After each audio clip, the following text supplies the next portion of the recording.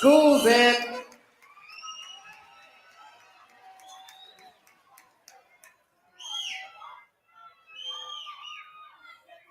Mr. Bennett, I can't see.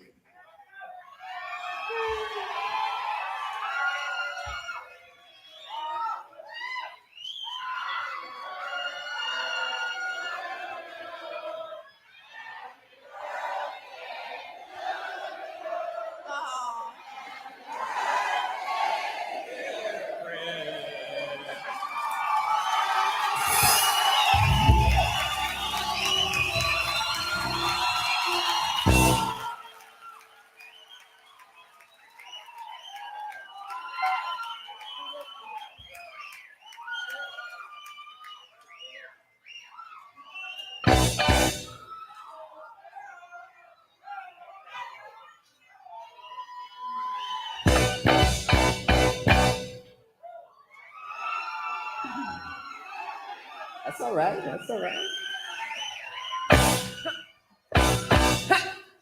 Hartman!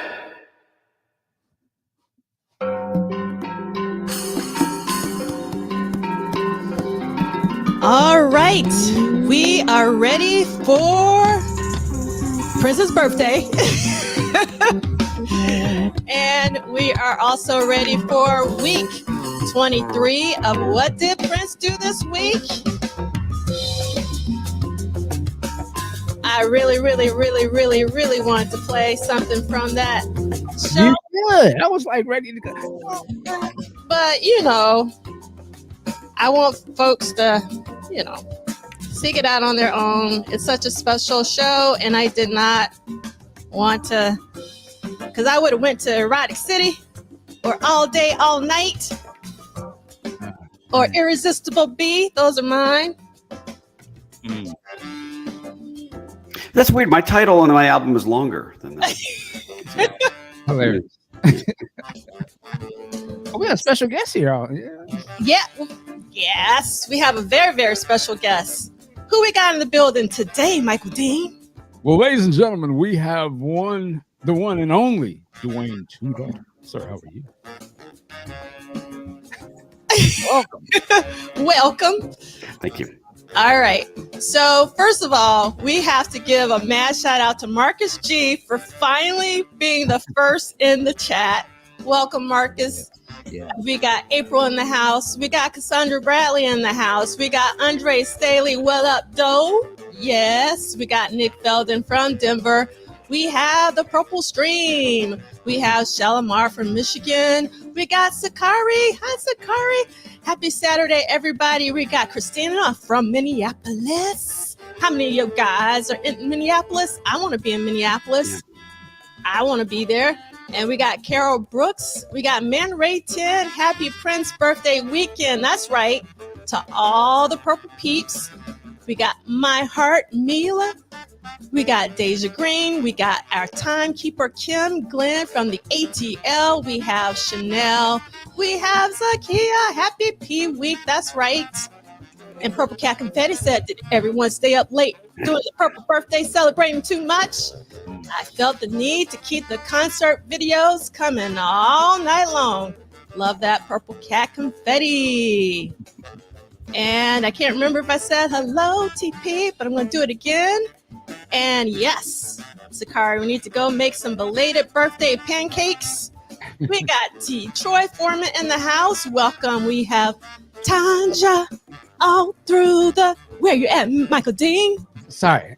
I just captivated. We got, yes, it's going to be a beautiful weekend and month because it's all about Prince, because we still got to celebrate Purple Rain, the album, and Purple Rain, the film.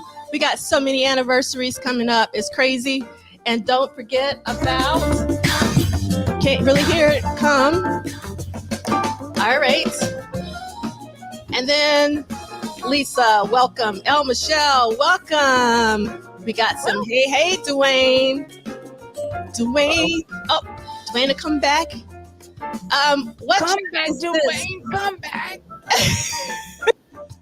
We're going to go with the quickness. What track is this? This is Eric Leeds, Paul Peterson from their 2017 No Words album. The name of the song is Madison Park, because you know we be rocking Eric Leeds all day, every day.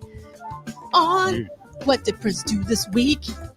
And this was composed by Eric Leeds and Paul Peterson. We got tenor and baritone saxophones, flute, melodica, piano, and keyboards. All the horn arrangements by the one and only. There will never be another Eric Leeds. Then we also have bass, keyboards, guitar, vocal, and brushes. Love these brushes. Paul Peterson. Then we got Paul's brother, Ricky Peterson, on the B3 organ and the piano solo. And then we have a lot of other folks. Like Peter on the drums. We got, is it Shai Hayo on the congas, timbales, hand percussion.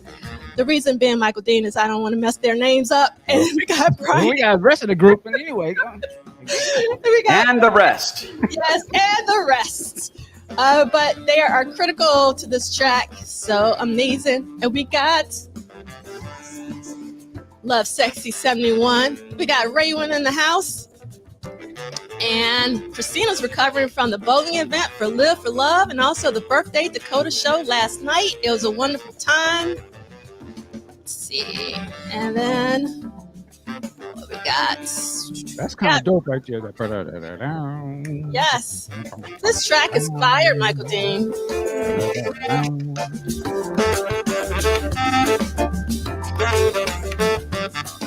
Okay. Who is this again? This is Eric and Paul.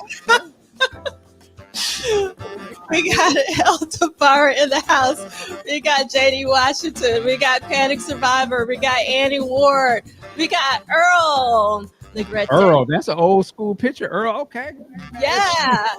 I love Earl. I love the name Earl. I always have. And we That's one have of them pictures when you go to grandmother's house and you're like, well, who that relative? You see your picture? Like, I don't know.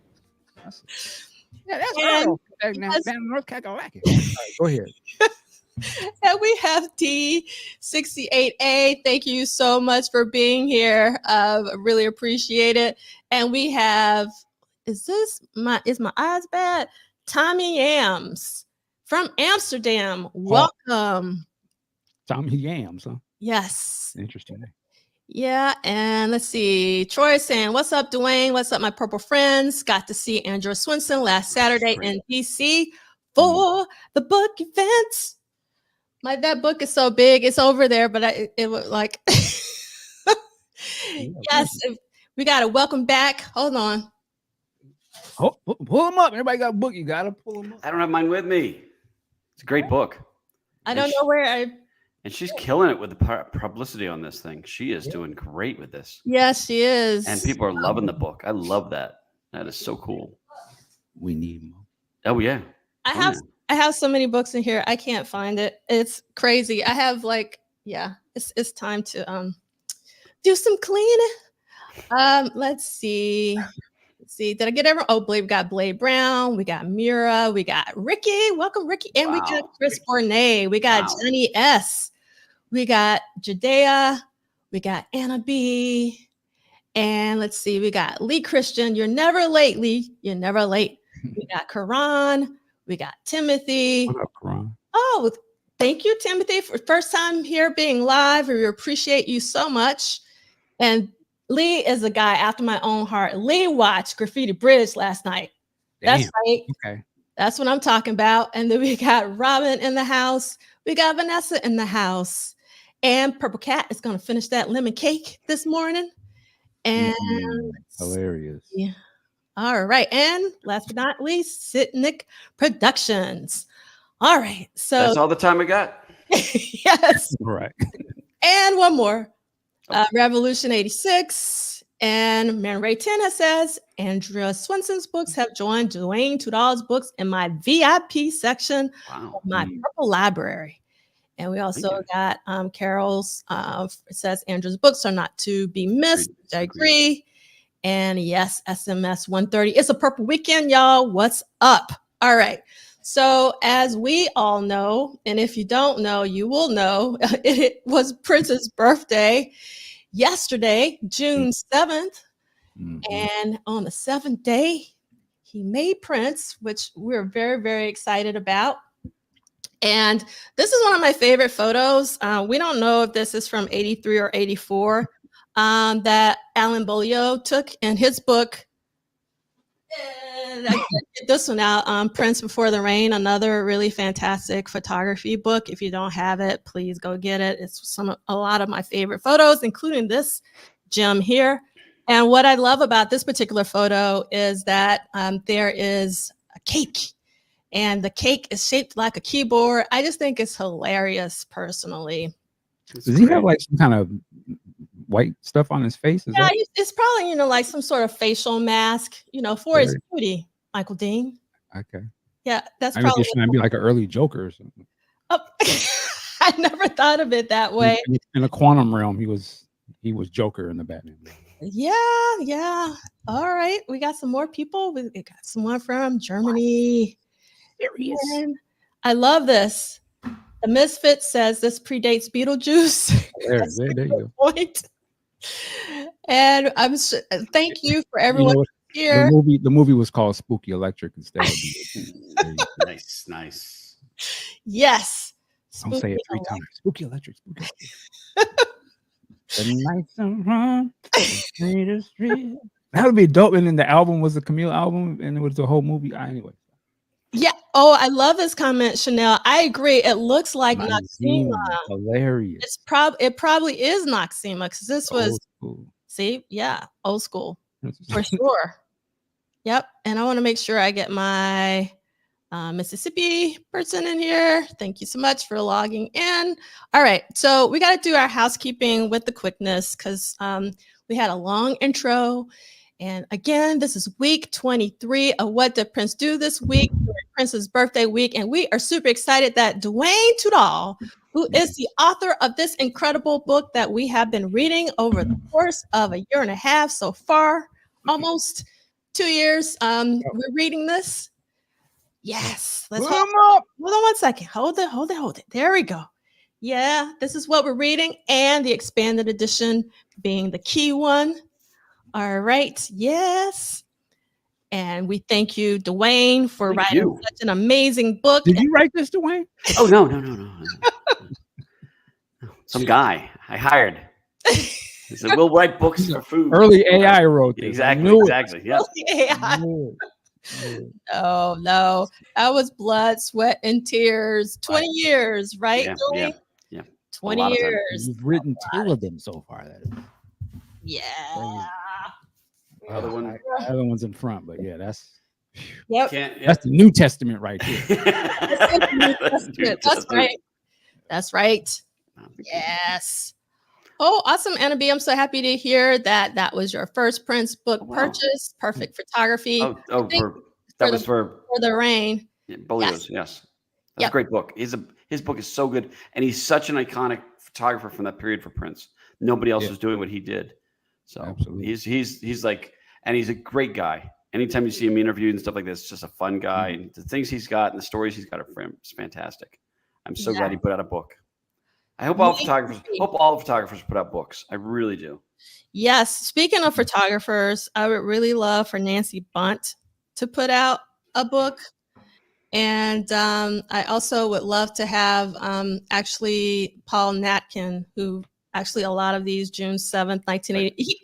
I think he could literally just put out a June 7th, 1984 book, and I would be happy with just like all of the shots and the contact sheets and the whatnot. It would be really amazing. Thank you, D68A. You are the best. I've always wanted to know, when was this photo taken and where was it taken? So D68A is telling us that the face paint pic was taken at the warehouse on Prince's birthday in 1982. Okay. Love that. And that's the reason why I love doing these shows, because we always learn something new, because we are a community, because we work together. Let's see. I say there's no experts in this field. We're all students. Yes. We're all students learning this stuff, and Prince is a professor, and you'll never graduate. Yes. Right. And thank you so much again, D68A, because I'm really big on attribution. So you've given us some attribution that this would discuss at the release of Alan Bolio's book at Electric Fetus. Cool. So thank you for that. Amazing. All right. So let's again get through our housekeeping. And I know this is boring to a lot of you, but we might have some new people watching this. So we go week to week, not date to date. You have to let that sink in and think about it. So then you need to follow the detailed schedule at this bit.ly link or this QR code. And you do not need the expanded edition to participate, but that is what the schedule is based on. And these are archived at Polished Solid as well as at MDing. Please subscribe, like, and help spread the word. 1, for Prince, obviously, but 2, for Dwayne's book. We want more people to know about Dwayne's book, so he will write more books. It's not cheating if you get the book to go along with this. I'm just saying. No, it's not. It's not at all. And also, we don't read all of it just so you have something to read. So it's really important to get the book. And then our hashtag. Reading ain't cheating.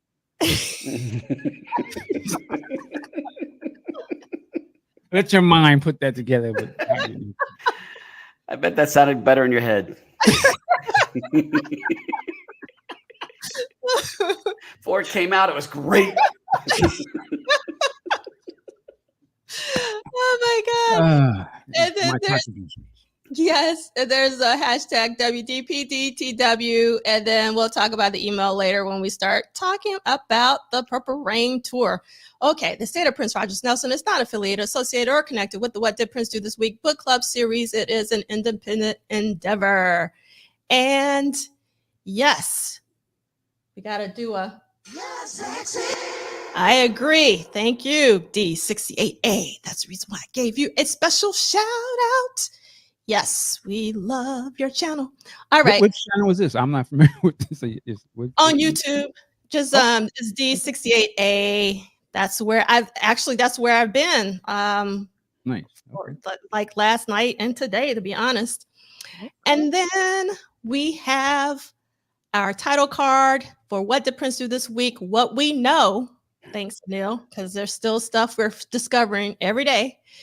And this week we had 0 new songs, 0 studio visits. However, we had 1 award ceremony and 1 live performance that we should all know from the intro. But just in case, maybe you're late, let's look at the week.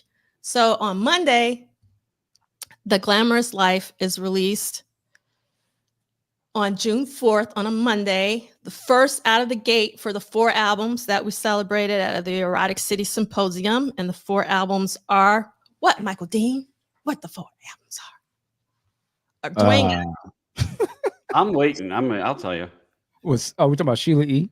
Yes. No, the 4 albums from '84. There's only 4. You totally lost me. You got the first one. Sheila. Sheila E, The Time, Apollonia, and Purple Rain. Yeah. Yes. There you go. Sorry, seemed like it would have been a bigger answer if it would have come quicker. Yeah, I'm trying to coordinate. Yeah, okay. I see you threw it to me and I just fumbled. This isn't live, is it? Yeah, it is. You can keep docking me. That's fine. All right. And then on Tuesday, June 5th, we have Let's Go Crazy, edits and crossfades. We're going to read about it. There's a reason why it's black and white. That means basically it's that Prince wasn't in the studio, according to Dwayne Tudall. And then we have on Thursday, June 7th, the amazing First Avenue performance on his birthday. And it was Wendy's first live performance. Is that correct? No. No. Wendy'd been there before. Wendy was at the August '83. She was. She played at the First Avenue a year earlier. Okay, a year earlier. I think I'm getting that confused with that one. He did say in the concert, let me introduce Wendy, but it's because Wendy hadn't been known. Yeah, but she had been in the August the previous year. Yeah, that threw me off. Yes. Yeah. And let's see. It's Earl and Michael.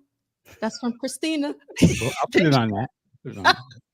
And then Friday, there was a review of June 7th concert, as well as the 3rd annual Minnesota Black Music Awards.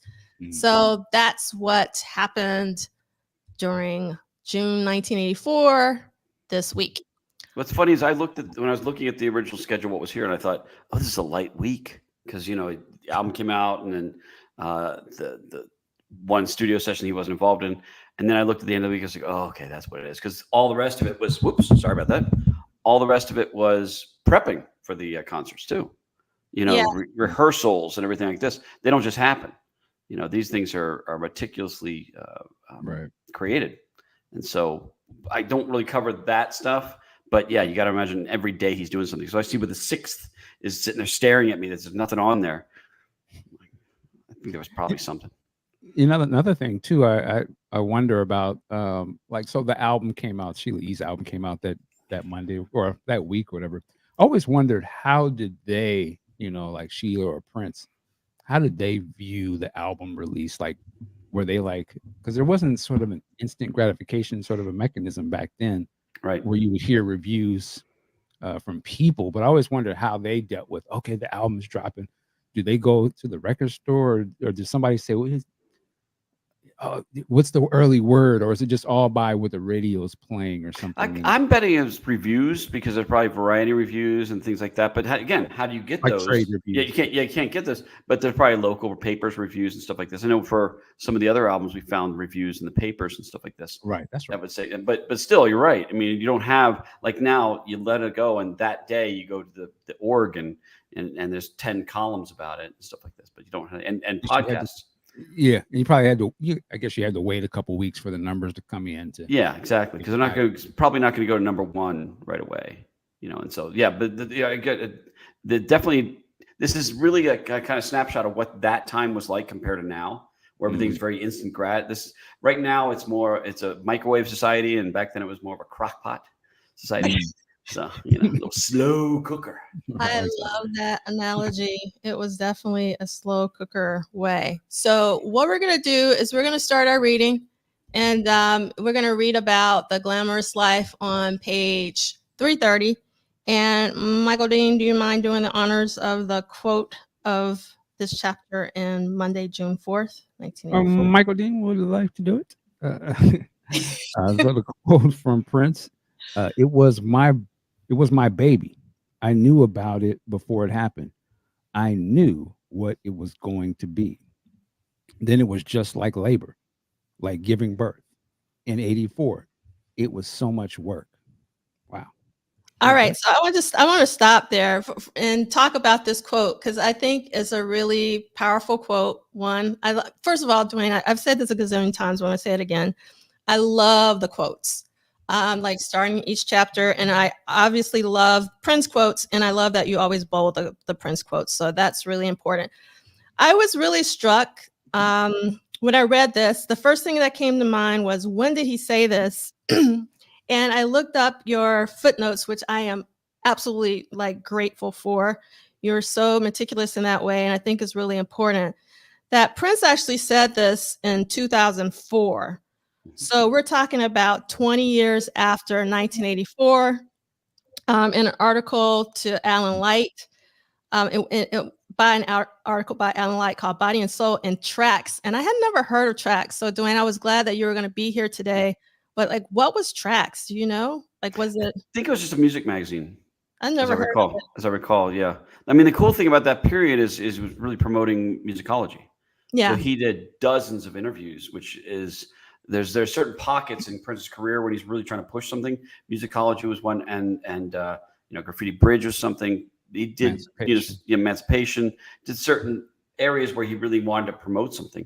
And so the nice thing is, some of the interviewers, like Alan Light, who's great, went back and said, okay, that's cool. Let me hear some more things. There's a quote later, I think, where Prince is talking about how they didn't do a Purple Rain tour. And was that a word? Yeah. Yeah, it's true. But there was a quote later in the thing where Prince said, we want to do a Purple Rain tour, but the time dropped out, or time didn't do the tour. I think that quote is also from around that period, because he was reflective. And I think Prince realized that he could talk about his new stuff, but he also sometimes had to at least dip his toe into the earlier stuff, just to make sure there was a continuity going forward. Yeah. And we're very lucky about that. I mean, like I said, for a guy who didn't talk much, didn't do many interviews, when he did, it was great because he really kind of went all out on things when he was trying to promote them. But it was very rare that he did that. Yeah. So what really stands out about this is I keep rereading The Beautiful Ones because I think it's really important, and that's the one regret I have. I really wish that Prince could have finished that because it has so many gems of knowledge in it. Yeah. And one of the things that he says in the book, one of the quotes is that, and I'm paraphrasing, but he basically said that magic was Michael's word because, you know, like he knew he was putting in work, you know, like he knew that it wasn't magic. And it just really struck me when I read this quote that he said it was so much work. And to Christina's point, you know, if Prince said it was a lot of work, then it must have been insane. And we know it's been insane because that's why we're reading the book. And it's predominantly the reason why I love this book is it shows just how much work Prince was putting in. And I'm sure there's, you know, there are things that are missing. So, you know, he was probably doing more than we actually know about. So, and also the other thing is he changed over time. I mean, there was a time when he did refer to some of his stuff as magic. He did early on talk about it being that, but you're right. He absolutely stopped it once that became sort of Michael's word, and it really is a Michael Jackson word. So he and I think he recognized I should really talk about the fact that I'm doing a lot of work because he did. You know, Prince did more work than just about anybody when it comes to this stuff. You know, the groundwork, the fact that, like you said, there's 4 albums this year. Every one of them had to be worked on, and not only for those 4 albums, he also did stuff for the family, which wouldn't come out for the next year and stuff like this. So he was prepping. He's always way ahead of the curve when it comes to making sure that there's going to be product down the road. I mean, it's easy to make an album and then tour for 2 years and not do anything. He would be like, okay, you know what, I'm going to do that, but then I'm going to. Oh, cool quote. Funk is opera. I love that.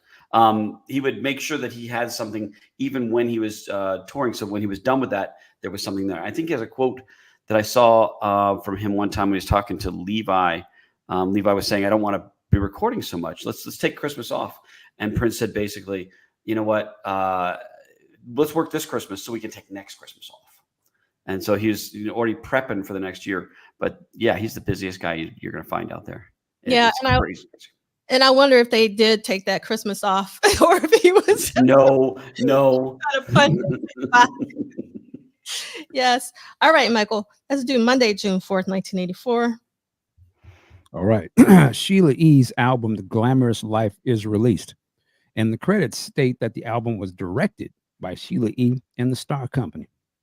Prince is not mentioned by name, but a special thanks is given to the Belle of St. Mark. It was Prince's idea that his name didn't appear at all, according to Sheila, even though he co-produced the entire album, co-written most of the songs, and performed on almost all of them. Keep going. So, no, we'll stop there because we just want to take a minute. I like this album cover has always been one of my favorite album covers. And, you know, I never really thought about how Sheila's album was the first out of the gate and kind of the last one to be really recorded or put together. Oh yeah, this is the most fresh one he had. Yeah, the most fresh. And I this is my personal opinion, and I could be wrong because I don't know what Prince was thinking, but I think he was excited about this album and Sheila and yeah, so I just thought it was really interesting how fast this came out compared to when they started working on it. It's pretty like head whipping. Yeah. All right. So we're going to go to our next chapter and I'll read this one. Let's Go Crazy, Tuesday, June 5th, 1984. And let me move the mouse. All right. Okay. Let's Go Crazy. Edits, crossfades, Sunset Sound, Studio 3, 10 a.m. to 2 p.m., booked 9 a.m. to 3 p.m., producer Prince, artist Prince, engineer Peggy Mac McCreary, assistant engineer Steve Fargnoli, and Suzanne, no last name listed. And I'm going to skip the quote so you have something to read. Although Prince had been, and that quote is by Steve Fargnoli. Although Prince had been preparing for his upcoming birthday concert at First Avenue in Minneapolis, he was in Los Angeles during the final days before the event. He didn't attend this editing session at Sunset Sound and sent his manager, Steve Fargnoli, as his surrogate. Once the editing and crossfading were complete, a copy was made and given to Prince. as it might be a while before Prince recorded in Los Angeles again, some of his studio recordings that were stored at Sunset Sound were shipped to Minneapolis via FedEx. Now, reading that always my heart just stops. Can you imagine like if something got lost in the mail or through FedEx in this case? Yeah. Yeah. Well, I would hope they made backup copies before they would send that out, but you never know, right? Sometimes they do make safeties. Sometimes they do make safeties, but I can tell you sometimes safeties are stored right next to the original. So it's back in the day that didn't help much if something happens to that area. Safeties are generally supposed to be taken off the thing, but there might, yeah. That's when we had a lot of trust because there wasn't again, you didn't have no phone. You could pull up where the tracking number. Yeah, there was a lot. Times have changed. Yeah. There's a lot more trust back. You're absolutely right. There's a lot more trust back then. Oh, that'll get there by Wednesday. How do I check? Right. Like, that dude will call me if there's a problem, right? Oh, yeah. He'll call you right away. Good thing we never saw those videos of the FedEx agent.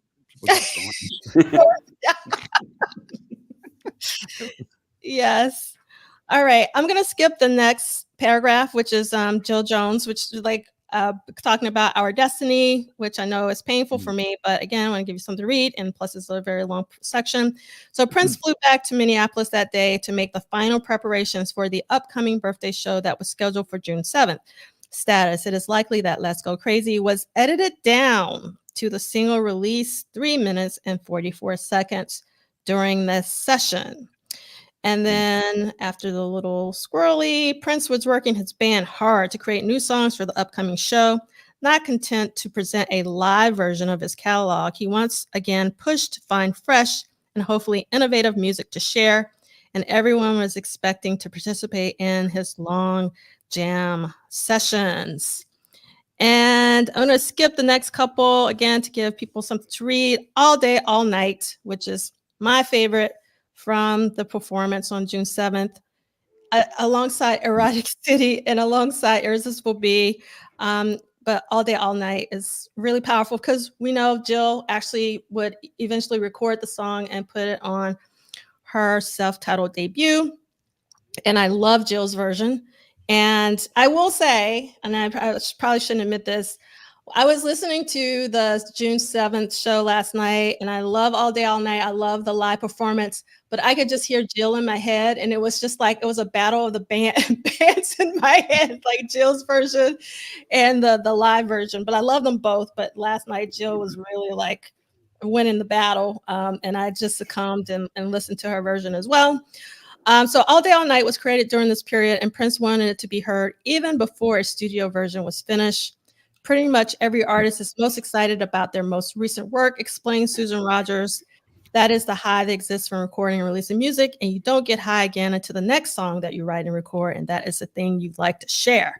Prince prepared the band to play First Avenue once again and to overwhelm the hometown crowd one more time. Of course, he wouldn't have it any other way. So sometimes, I love reading your book, Dwayne, because I sometimes take things for granted. Like, yes, of course, he's performing at First Avenue, but it really is his hometown, right? And so that makes it even more special. Not only that it's First Avenue, but it's also Minneapolis, right? So those are always special gigs. I would love, again, I put my bat signals out in the universe, a First Avenue live box set. That would be incredible. That'd be amazing. That would be amazing. I agree. Yep, for sure. It's funny because I think about the First Avenue show a lot. I know Scott Bogan has just recently written that the reason why they did this show was as kind of an apology or make up for the fact that the First Avenue had been rented for filming. And I thought that's an interesting thing. He said that he had talked to the people. I think he attended those things. We all know Scott. He was one of these guys that was at all these shows. But he said that because they had taken over the club for a month in the fall of last year, it was sort of a gift to the fans. And I thought that was kind of a nice thing. The other thing I keep thinking about this show, I know we're not really talking about the show yet, but I'm going to jump in before I forget because my train of thought is just bad. Problem. Is that So a lot of times I feel like he saw the success of the First Avenue show back in the year before, where he did several of the songs and ended up making those songs. I feel like he did the same thing with this, where he sat there saying, you know what, if I play some new songs here, I play Our Destiny, Roadhouse Garden, All Day All Night, stuff like that. I have the option of making those into a live, or sort of the basis for a live track later, like he did with Purple Rain and the other songs. I feel like I wouldn't see that was a stretch. I can't say for sure, but it seems to make sense if he's going to have a recording thing there, just like he did with First Avenue in August of '83, and things like that. It's well rehearsed and ready for this stuff. It just seems like he was prepping the stuff to be, and he sort of did with All Day All Night, which ended up being mostly that same track. So I can kind of see that. I can see that. Yeah, which is again him thinking ahead, thinking, what can I do with this? This is the last time. Again, the other thing that's important about the show is this is the last time this is Prince, not Prince. Prince.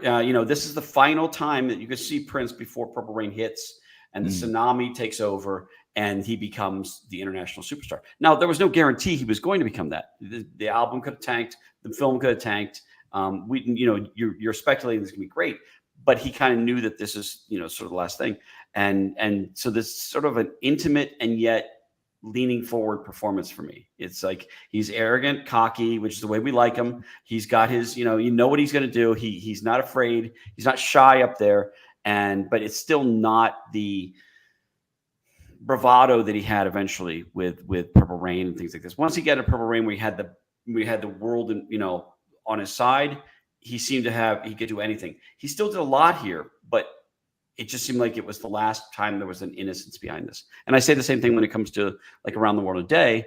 That album was still his last of his sort of innocent period, because that was recorded and basically done before, well, not done, but it was recorded. A lot of it was recorded before Purple Rain really hit.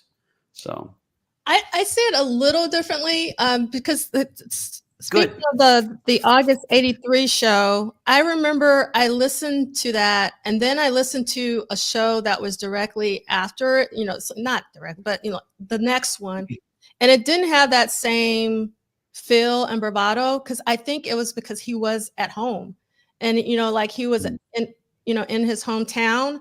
So I think listening to this, I've been listening on repeat since yesterday.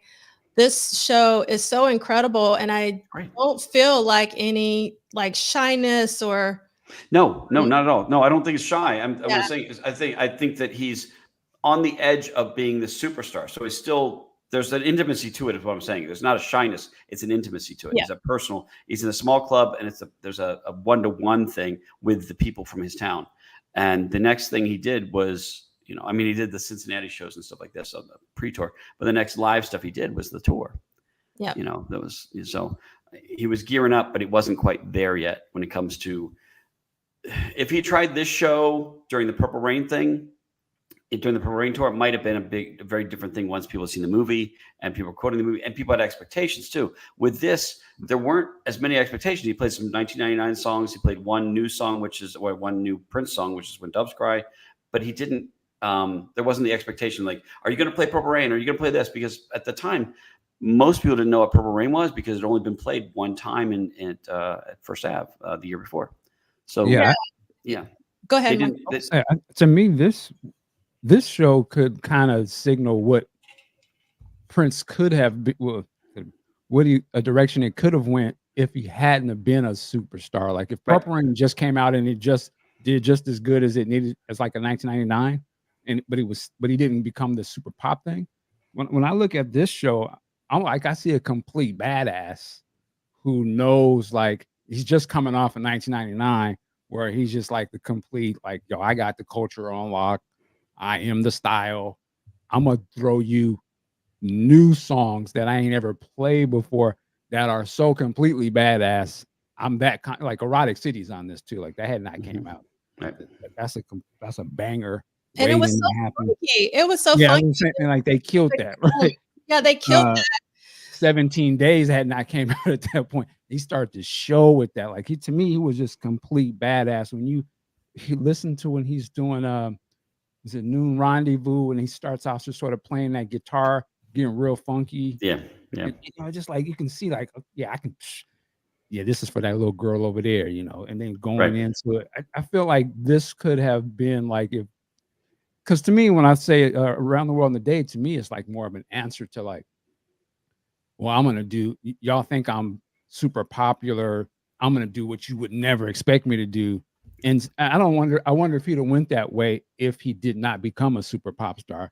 Because then why would he push against it, right? It would be like, oh, well, I'm gonna do the Roadhouse Garden or some of this other kind of stuff that you can kind of see they was doing. Yeah. I'm not gonna do something that's totally different than what you think. If he never became a pop star, maybe he would have just leaned more into some more stuff with Wendy and Lisa, but it still was complete badass guy. It wasn't. He wasn't slowing down. It's just my take on it. No, no, I agree. I agree. I agree with that completely. I mean, he zigzagged all the time. You know, Yeah. every time. You know, and I think because a lot of Around the World with Day was done before Purple Rain, and he decided to do it. You're right. It was a statement about this, but it was already. It's still the sounds of what was. Some of it was the sounds of what was before Purple Rain became huge. So there's still an innocence and innocence maybe not the right word. I'm trying to find the word. Yeah, I don't think innocence is the right word. And to respond to Michael, like the thing is, we got to remember 78, 79, 80, 81, 82, 5 albums back to back to back to back to back, all different. All different. So for me, Around the World in a Day was not, a surprise, because that's what he had been doing the entire time. He hadn't done anything different, to be honest, in terms of doing something different every single time. So that's one thing. And then also, I want to make sure that I don't pass by this one quote that I really wanted to highlight from Sakia. Like the Diamonds and Pearls box set show, he does have an ease at home. True. There's like an ease at all these First Avenue shows, I think, because he is at home. So that's the reason why I'm pushing back, against the word innocence. Okay, I understand the point I understand the point that you're making. Like, this is like, we can say lowercase Prince versus like Prince, right. Like the calm before the storm, so to speak. Right. But I do think that I don't know, his level of ease and comfort and his bravado, I think, was there more so at First Avenue, at the First Avenue shows, and particularly this show, than even some of the Purple Rain tour shows, to be honest. You got to remember, Purple Rain, he's probably played out to him. This is not played out to him. He's playing new stuff as opposed to playing the same thing over and over for months.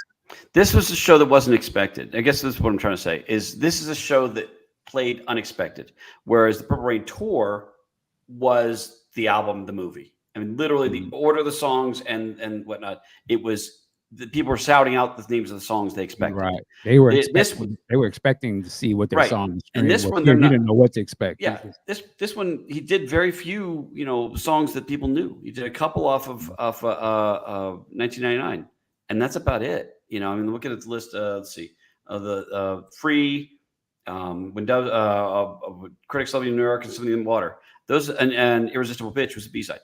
But and all the critics. Yeah, exactly. All the critics away. Yeah, but it's not this big thing that people were expecting. And I think that's what kind of makes what I'm saying innocence. Maybe it's more of intimacy. Maybe it's more of that. Maybe it's more that kind of thing. But I do think there's a sizable change in the hugeness of Purple Rain and the more subtle, and it's not subtle. I mean, again, all these words are in context of Prince's career. Innocence with Prince after 1999, and he's not that innocent. Some of the things he was singing in that last album were pretty raunchy. I'm saying innocence as it's not the world now. The world is not. The world didn't know who Prince was at this moment. They knew, a lot of them knew, but it was not Purple Rain knowledge. No, I would add into it, this show, there's no box. He can do anything he wants. The Purple Rain tour is a box that he probably is trapped into. You have to do it this way. You can't introduce no new songs that aren't really released like this whole show is all new songs, right? So right. They don't have to like it, but they will, because the songs are crazy. So he's not. That's a great point. He can do anything he wants. He can do the songs that ain't even in the studio yet. Without expectation. You're right. Absolutely. I agree with that. Yeah. Sorry. So I want to actually put on this quote from Marcus G. I think gritty would be more accurate. The Purple Okay. Rain tour was highly polished. First Avenue was Prince, raw and gritty, in my humble opinion. Agreed. Yeah, 100%. the First Avenue tour was "This Is a Business," where these shows is in rare form tonight. You can just do whatever the fuck you want, you know. Yeah, indeed. And I love Lee Christian follows up with punk even. I think I love this. Actually, I love this comment, Christian, because like when I listen to the June 7, 1984 show, I still hear and see like Dirty Mind punk, meaning like the punk Prince in rare form. In fact, I want to go back to a photo that I showed earlier because when I looked at this, I was like, this doesn't look like Purple Rain era. It actually looks more like Dirty Mind era. Like just look at the expression on his face and his hair. It's like unkempt. It's not like the polish that we would see on the tour. And when I looked at this, I was like, and then also like the fishnet like arm, whatever you want to call that. I don't know what you call it, but like it was very raw, really gritty, and I definitely got the punk vibes from this particular show. And I also thought it was a little like, because he could have played like 1999 songs, right? Sure. He could have done a greatest hits. Yeah, absolutely. He could have did, but he was like, no, I'm going to play like all this new music for you, for the first time. And I think that's pretty punk, just in ethos. So that's what I'm trying to get at. So thank you, Lee, for helping me verbalize that. And let's see. And there's so much in the chat. And let's see. Okay. And yes, Panic. I'm with Panic Survivor. I love Punk Prince. That's my favorite Prince is Punk Prince. And But I would say let's go crazy. Musically, what you heard was funked out. So. Oh yeah. But we're talking about attitude. We're not talking about. Right. I know I'm just saying, but the music though is heavy funk. It was heavy funk. Yeah, Erotic City has never sounded funkier. Yeah, very sitting at the cafe, like some stuff we ain't ever really. Oh yeah. And it's a lot of work to make it look like it's easy. Yeah. The punk thing is just looking and screaming and stuff like this. But yeah, he looks like he's just kind of not making it up, but just like he's been casual. But I guarantee everything was really rehearsed on stage before he got there. Mm-hmm. But you're right. It does have a punk look with the sleeves like that and stuff like that. Yeah, absolutely. Definitely different than his Purple Rain tour look, where he had the jacket, not the other jacket before him, but he just was very smooth and very put together for a lot of the other stuff. Not everything, but just a lot more. Yeah. And I'm really digging the comments this week. So Lee Christian is saying, that's what I see in the James Brown guest performance, as he's too punk for that crowd by far, like Iggy Pop pulling things down recklessly and stuff. Yes. I don't think he meant to pull the pole down. Yeah, I don't think he meant to pull that pole down. He's doing Iggy. Okay. That's it. Let's see. I love this quote from El Dabara. You don't get away with being all mystic when you're playing to a local audience. Had to be genuine. Good point. Yeah, that's a very, very good point. All right, so we're going to continue with our reading. We're actually going to go to Thursday, June 7, 1984. And Dwayne, do you mind blessing us with reading your own words, which I always love to hear people read their own words. And there's a lot here. So let's just do the quote in the first two paragraphs. Okay. And then let's start with that. Okay. This quote's from Prince. This is something he said during the show. He said, "We've got some stuff you'll recognize and some you won't," which is really true when you look at that. He says that early on. You're going, yeah, that sort of nailed it. First Avenue will always be associated with Prince. The odd thing is that to Minneapolis locals, it's just another club that featured performances ranging from U2 to Soul Asylum to B.B. King and countless other performers in every genre of music. But because it was featured in Purple Rain, the nightclub will forever be thought of as Prince's house. By June 1984, he played there at least 5 times. But there were, let me enlarge this up a bit. I'm getting old. My eyeballs are not as able to flex like they used to. It's okay. By June, by June '84, he had played there at least 5 times, but they were all before this career catapult from this film. This birthday show was the last live performance of Prince and the Revolution before the release of the movie. And this was also the first major public event of the super hype planned for Purple Rain. He'd played the club only a handful of times after the Purple Rain era, but it would rarely have the intimacy of his early days because he no longer belonged exclusively to the Twin Cities. He was shared by the world. There was a vibe on the street, and everyone knew that Prince was on the cusp of something big. The nightclub was decorated with purple napkins, and it was clear that this was not only a birthday party, but a chance to celebrate the upcoming single, album, and movie release. The set, not including the encore, was bookended by the current release, When Doves Cry, and its B-side 17 Days. It is likely he didn't want to push other tracks from the as-yet unreleased Purple Rain album because he wanted to focus everyone's attention on this revolutionary single. Wow, who wrote that? I love that paragraph, Dwayne. I was like, that's some good writing there, because I actually didn't realize that before the encore. It is a bookend, and I love bookends. So thank you for that. And if you don't mind, I'm just going to the next page and starting where it says the encore featured the crowd singing Happy Birthday. Let me find that. The encore. Oh, got it. Okay. Get to that. The encore featured the crowd singing Happy Birthday to Prince and ended with the live debut of the recent B-side Irresistible Bitch and the unreleased, Irresistible B, and the unreleased and potential B-side Possessed. It was obvious Prince was happy based on his performance. When there was a mistake on the keyboard part and something in the water, he didn't get upset. He just said, ugh, that doesn't compute. He also smiled his way through minor mistakes in Irresistible Bitch and When Doves Cry. During the show, Prince's performance wasn't about looking too far forward. It wasn't about Purple Rain. It was barely about 1999. The near future would overshadow everything he'd ever done, and there was no way he wasn't aware of that. But tonight, this was about this fertile place where he was living at that very moment. And read the status, and then that'll be it. Okay. Status. Prince combined Our Destiny and Roadhouse Garden into one track during this concert. Although they were recorded individually, the live version of both songs remain unreleased. This was before. I mean, the live version, that's true. They weren't released, but they both were released on. Were they released on the Purple Rain box set? Purple Rain deluxe set. Mm-hmm. Yeah. So. Thank you. I love Roadhouse Garden. By the way, I think when this book, I say that Roadhouse Garden was recorded around this time. I think it was recorded later. I'm looking through my documents, and one of the things I've looked at and feel like I want to update eventually, if I ever did update that. But so. Yeah. Would you ever? I mean, I'm sure you could do like maybe a 20th anniversary of this book or something like that. If I did do something like this, because I thought about this. I would do something for the 50th anniversary of Purple Rain.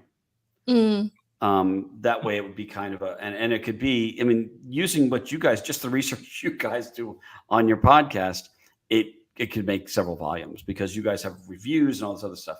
But there's other stuff I found along the way. And hopefully by that point, there'll be more music from this period released. And I think there's still, the tough thing about writing a book is once you press send on that book, it's locked into that time period. Any information that comes after that is some contradicts it and some adds to it. And that is why I have the paperbacks, because they come back with more information. But even still, when you press send on paperback, you still got more. How many times you look back on old encyclopedias and stuff like this, and it talks about the moon being made of cheese or whatever, it's like there's things that get updated all the time. When I was a kid, I had encyclopedias from 1950s, and that was like 30 years outdated, and I would look like an idiot when I wrote a report, so it's very difficult to, unless you have a living document where you're feeding new information into it. Once you have a book, you're kind of, like I said, you're stuck at that point, and you have to respect wherever that person was at the time. Just because who knows when this is seen years later, explain you have to actually explain what a encyclopedia is. Oh, geez. Know what the hell you're talking about. Wow. You think of what Wikipedia? What no, encyclopedia. So for the kids, this is Grandpa talking right now. Just so you know, you used to have a shelf of books, or you go to the library for a shelf of books that would A, B, half of C, D, E, F, that were on your shelf, and that was to say, sorry. This is why I hate final mixes of my songs. My material is done, and then you have to live with it. It's true. It's true. Once you sometimes art is on a deadline, and your art has to be done by June 1st. Okay, my art is done by June 1st. I still would like to spend 2 more months on it. Can't. So that's how art is on a deadline, and when you're being paid for it. If you're doing it by yourself and you're doing a painting that nobody's ever going to see, you can paint for the next 10 years and you'll be fine. Anyway, encyclopedias are just like, I know Michael G was joking, but just so you know, they're books you have on your shelf and you'd be used for reference. And I used to go to bed with I'd go through the encyclopedia, reading it like a nerd. And I would have stacks whenever my parents were looking for the encyclopedias. Oh, they're probably by Dwayne's bed. He's been reading them all night. And they were expensive, and they were an investment. They really were. Absolutely. Think about it. The encyclopedia almost was like your knowledge had a box to it because you was only limited to what you had access to. That's true. That's true. Now we live in a world where it almost sounds absurd that I could only know what the books that I had at home that my parents had, or I went to the library. Now I can have the phone and have the world's knowledge, right? Like, which is why we're so much smarter now and so much more mature than we were back then.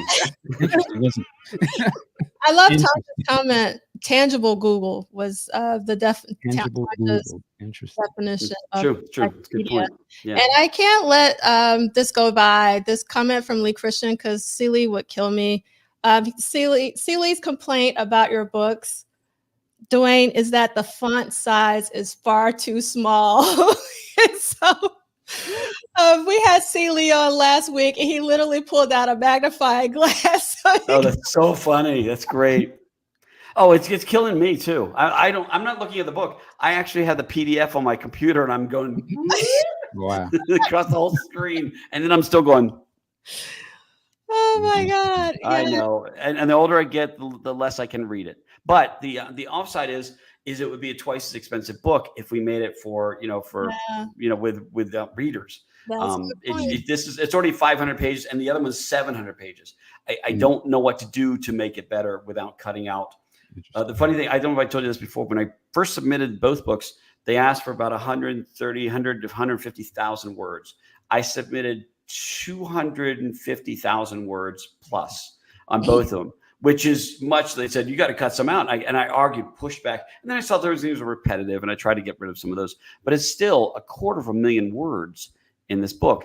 It's a big book. And if you increase the font size just a little bit, the page numbers drastically, exponentially get larger. Yeah.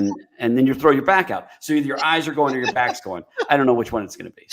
Yes, no, and we don't want stuff cut out. So I'll go with the smaller font size personally and bring out the magnifying glass for sure. Yeah. All right. So again, we're still talking about the First Avenue birthday show. This is one of my favorite photos from that performance by Paul Natkin. I just love how introspective, and I don't know if someone did it here on What Did Prince Do This Week, or I read this somewhere on social media, but someone commented how sometimes Prince would look so serene when he was on stage, even though he was surrounded by, like the crowds and just like all this noise. But like, you could just tell he was in his flow, like he was in a flow zone when he was performing. And this is one of my favorite images from this particular performance. It looks like this. It looks like that. It really looks like that. Yes. Yeah, it does. Yeah. He's just got that focus, like he's in his own space. Hold like, it up again, Dwayne. So you happen to be in the room type with him. Yeah. You know what I mean? Yeah. Hold it up again, because it's actually one of my favorite photos. And actually, let me see if I can make myself. It's on my wall. If you look at it, that poster of your book cover is on my wall. Nice. And I look and I have a lot of photos. Posters of Prince in my Prince room, and that's the one I look at the most because I feel like he's really in the zone. So yeah. I think that's why I put that picture on this cover, is because it really is such, and I'm using the word intimate again, but it's such a personal place where he's just like, again, you just happen to be in the room with him.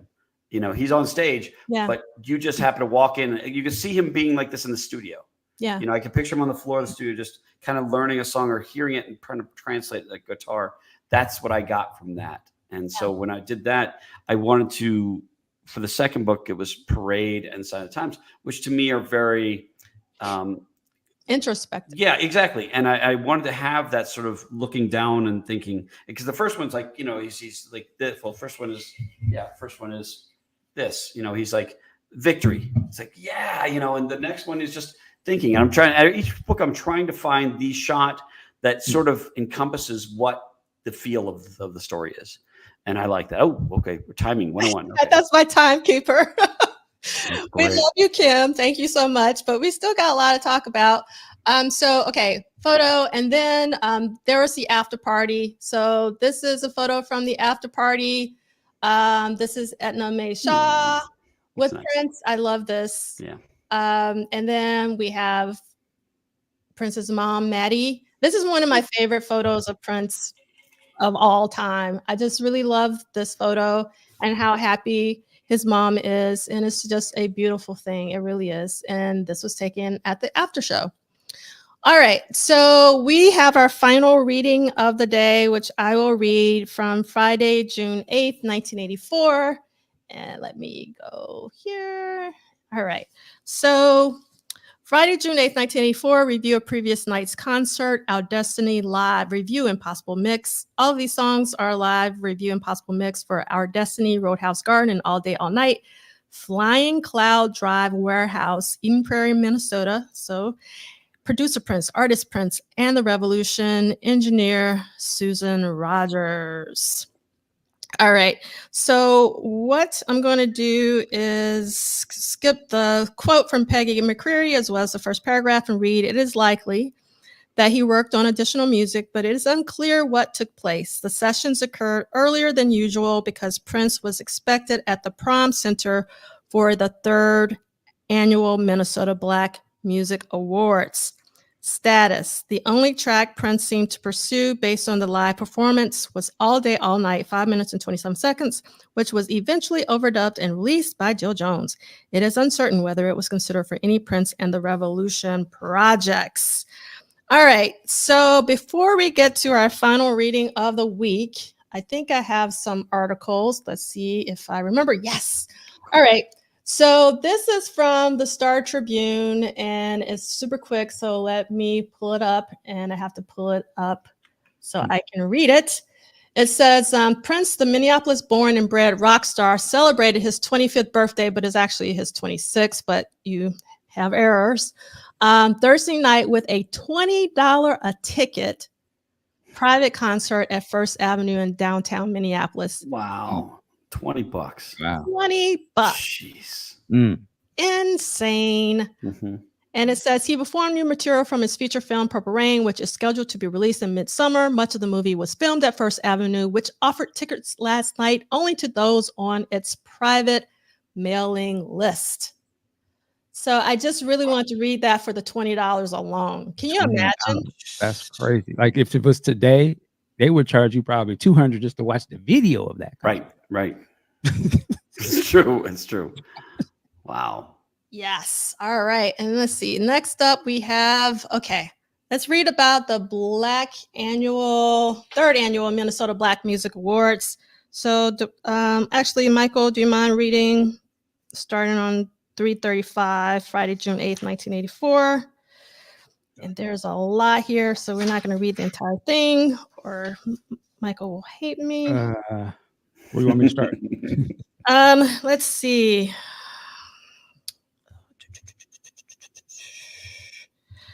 Let's see.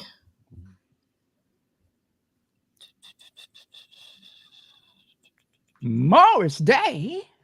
Let's start with the quote from Morris. All right. It was time for me to leave.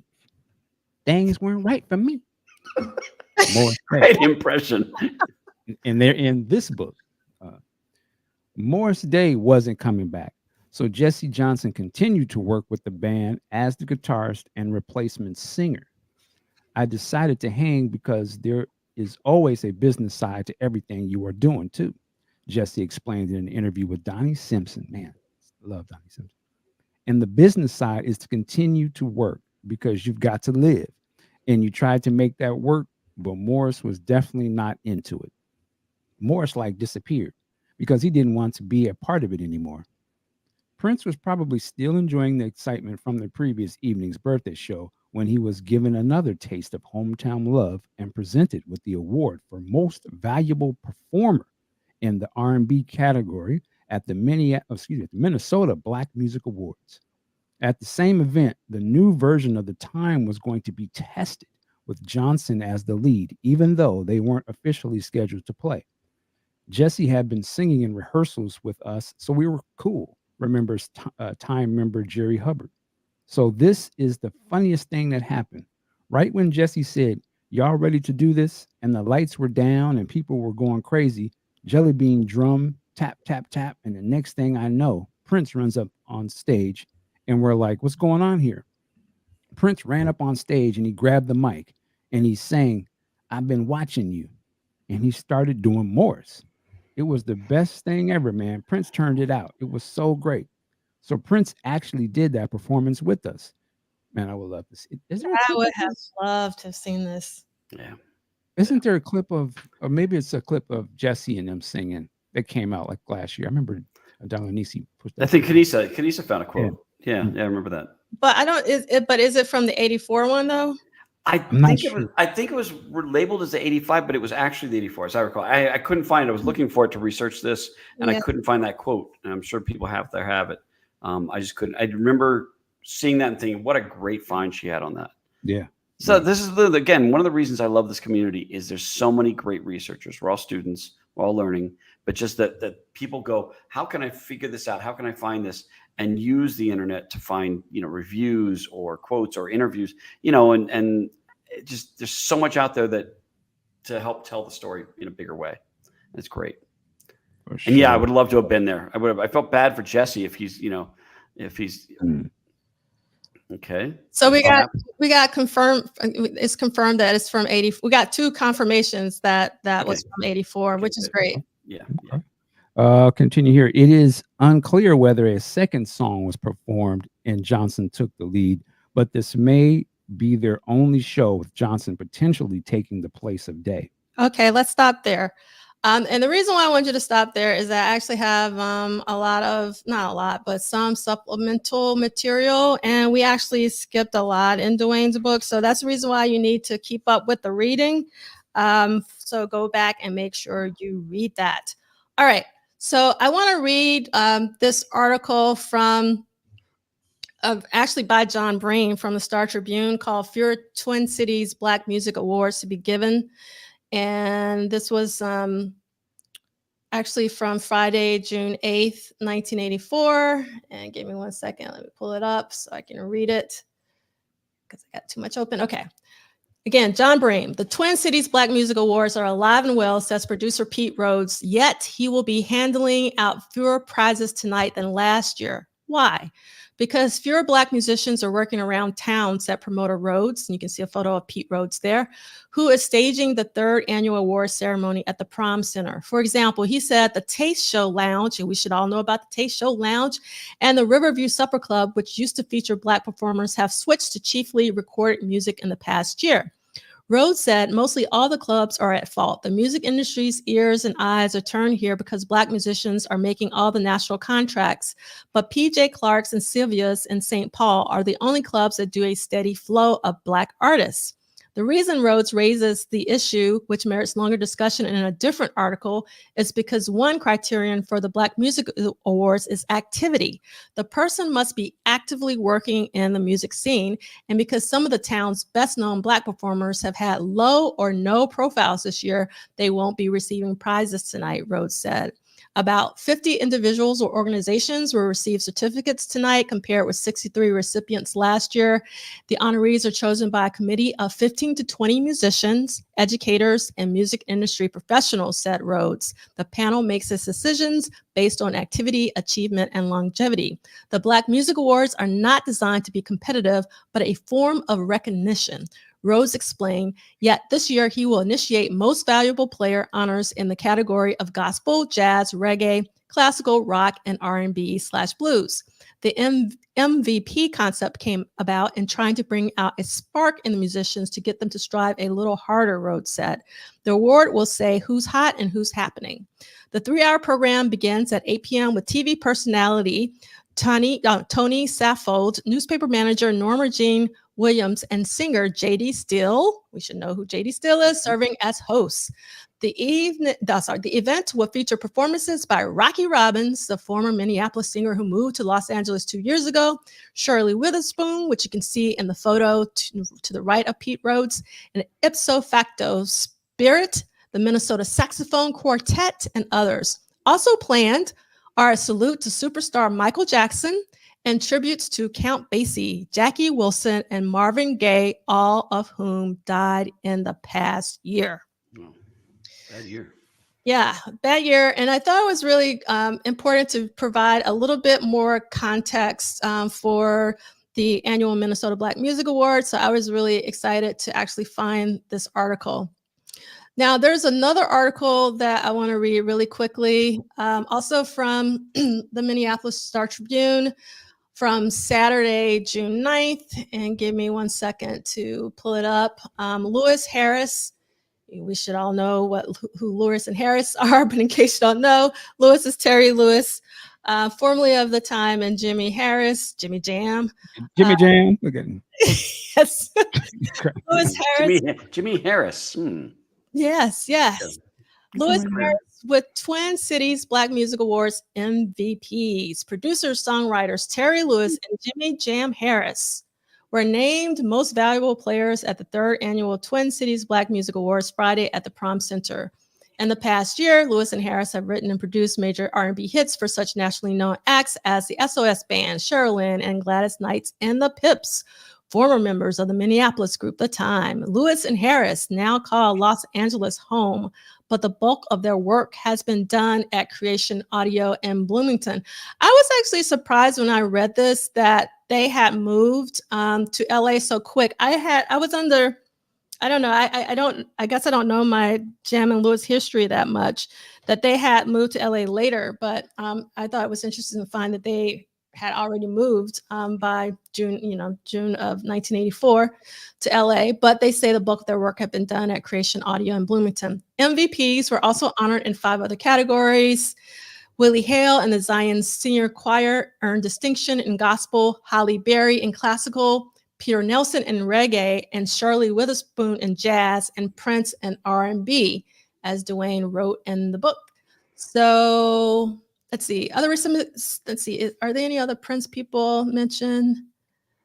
Oh, and Husney, special recognition at the end.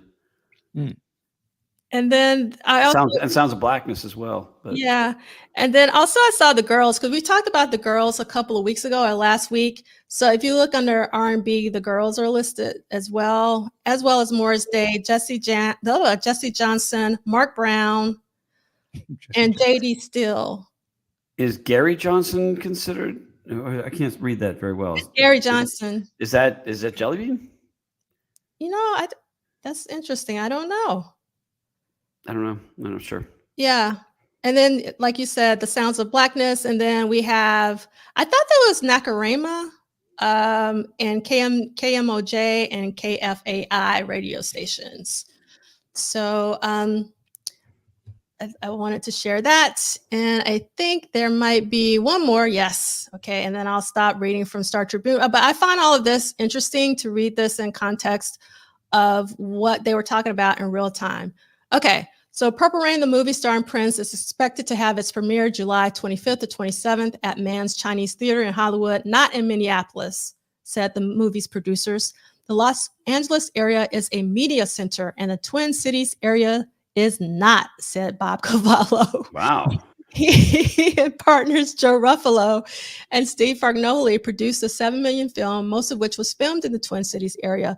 Cavallo added that Purple Rain needs a kind of national publicity that can be garnered in LA to sell tickets in a summer filled with blockbuster movies.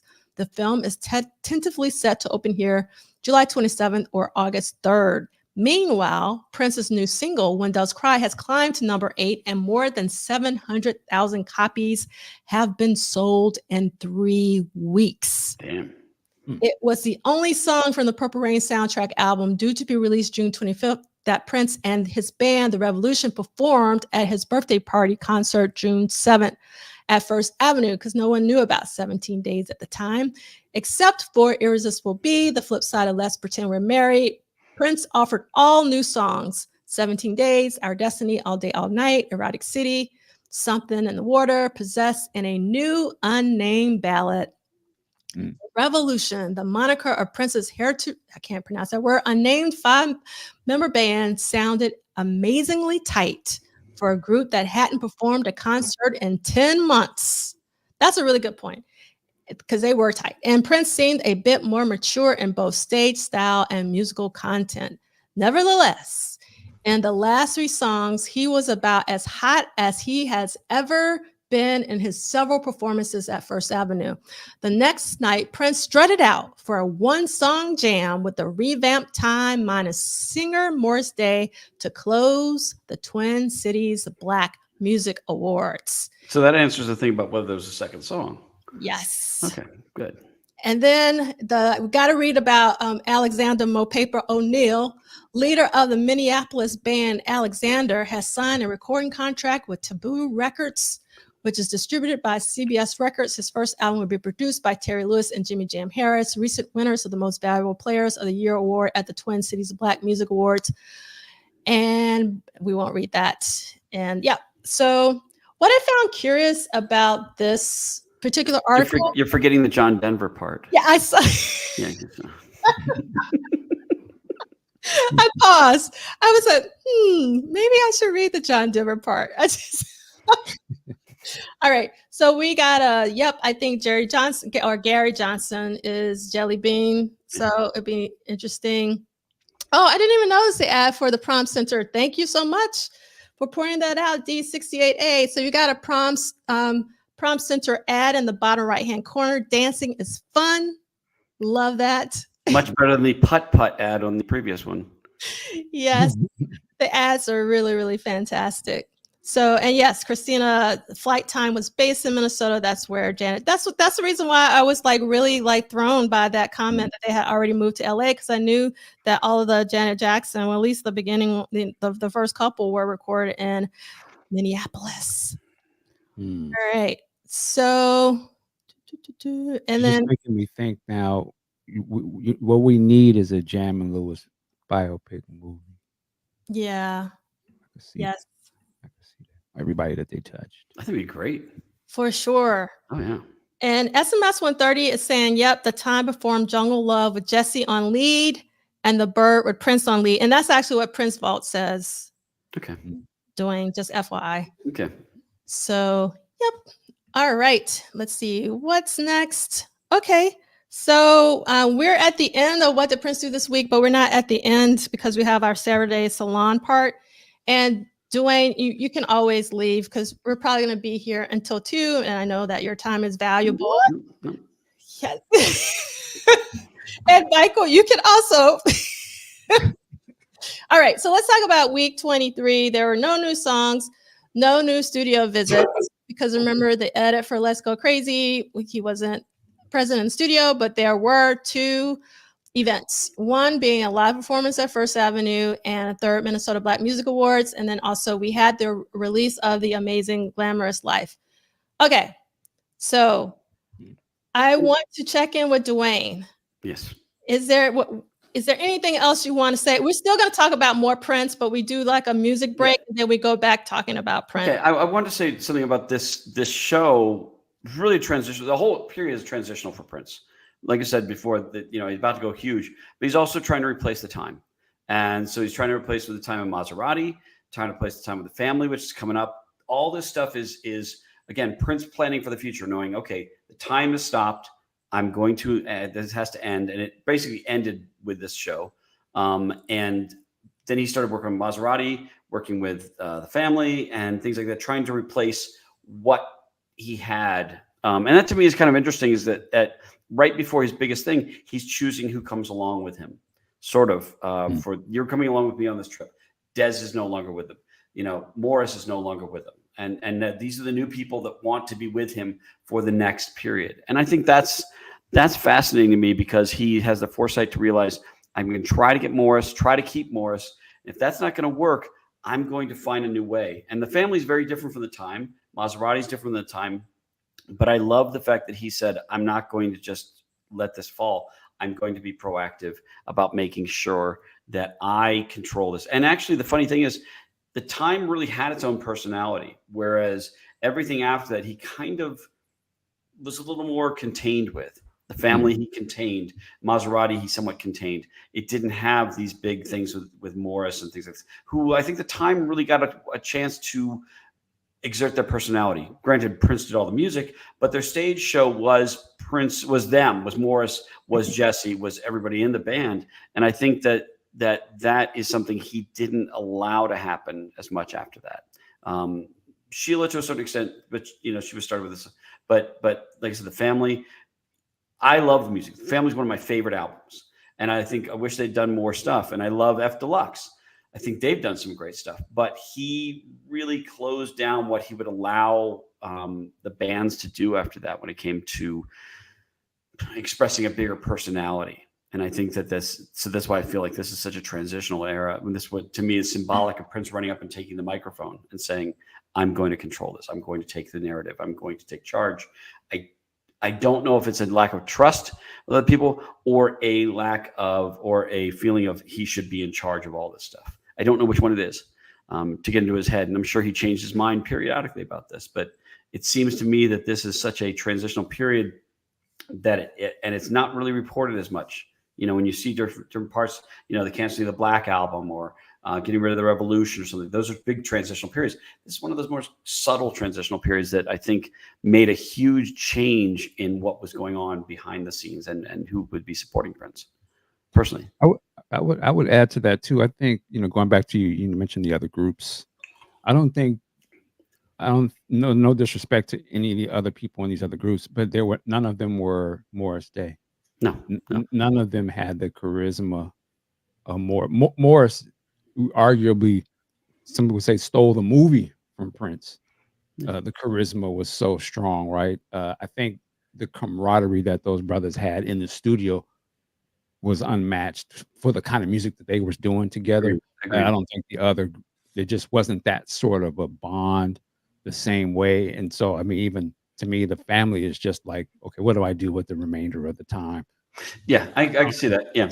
But again, it ain't Morris Day. It ain't Jesse. It ain't Jan. There was a camaraderie that them guys had. I just don't think these other bands had that. And the lead man, that camaraderie or that persona, I would say this, the persona that I think was just as powerful as Prince's, Prince became that. Right. He decided, I'll be the Morris Day. I'm gonna do so. Sure. So he becomes, so there's no reason to have a band that would have that angle because he just incorporates that personality into his.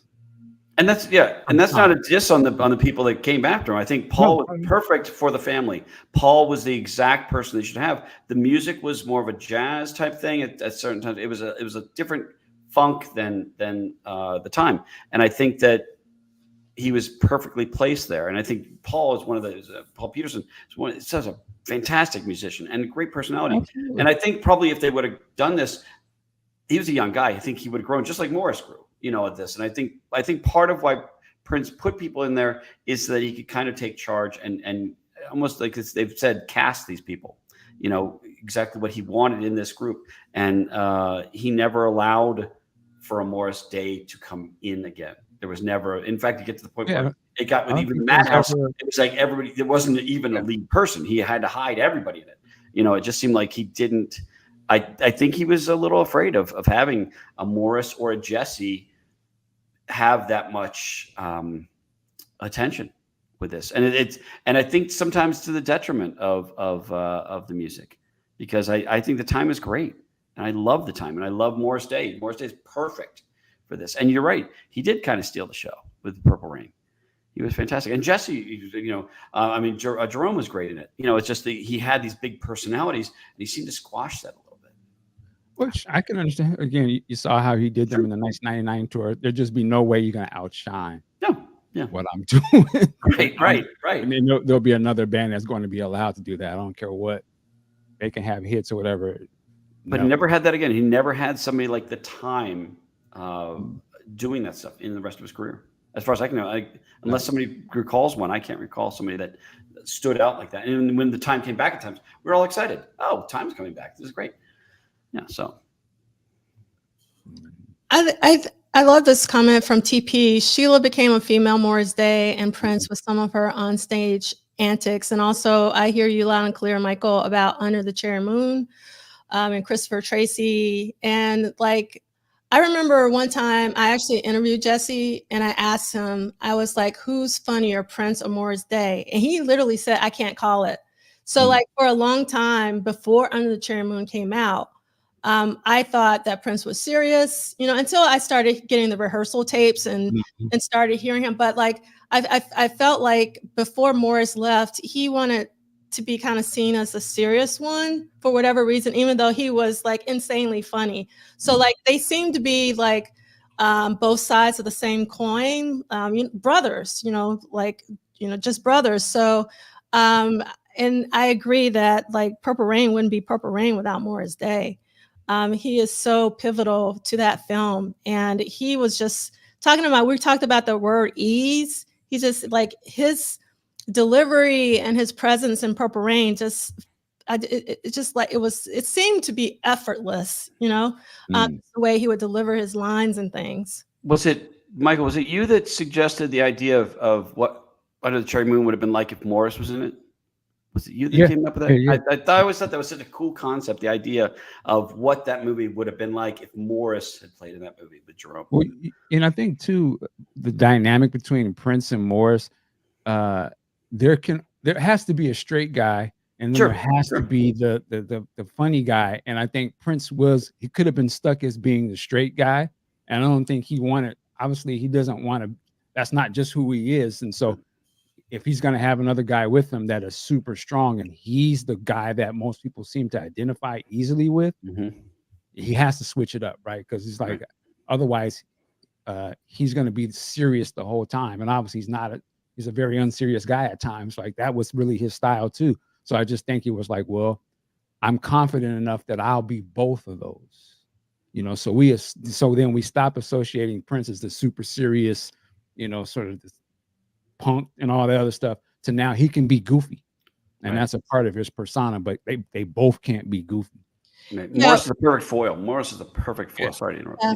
And I just want to clarify for Chris, we're talking about Morris being Christopher Tracy, and so Morris Day and Jerome, not Prince and Morris Day and Under the Cherry Moon, but Morris Day and Jerome and Under the Cherry Moon. What a cool idea that is. I congratulate you on thinking of that, because that's such a neat idea.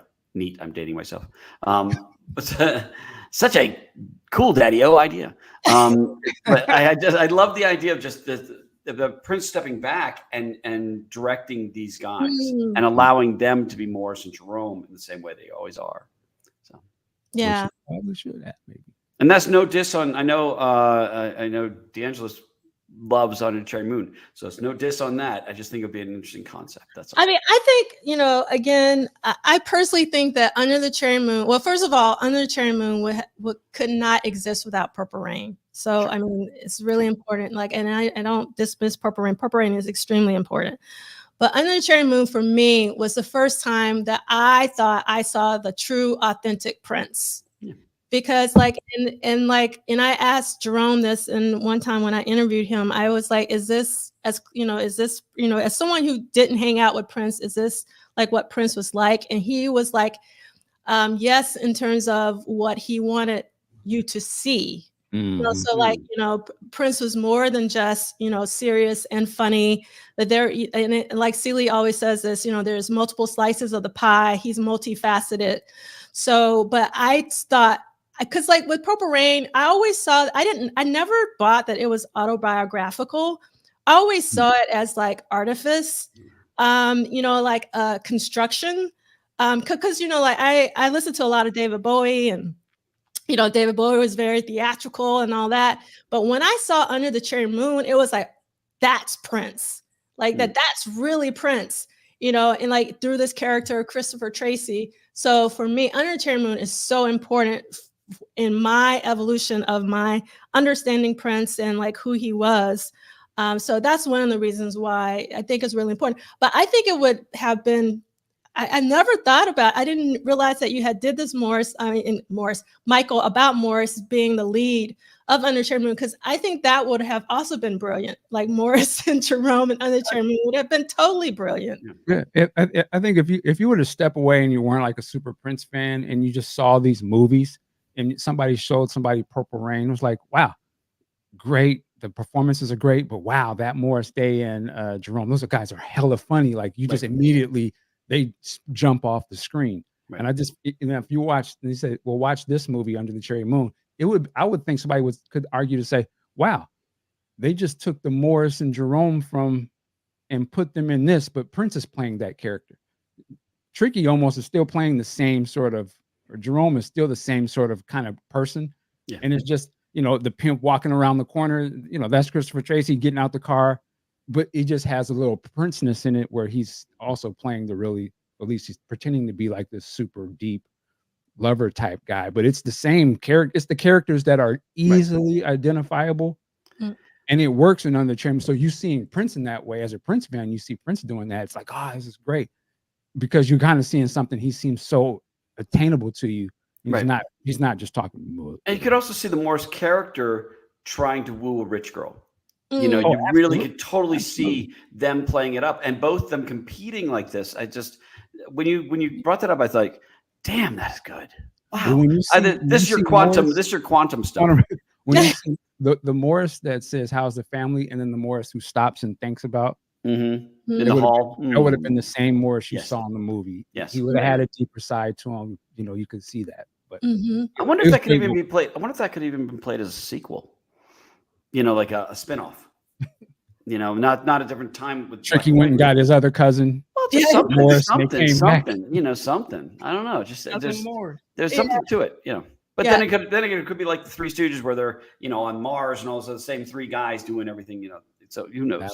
It's good. The three of them together would have been. I don't know if our brains could have handled that. No, just the two of them. the two of them would be there would be fine.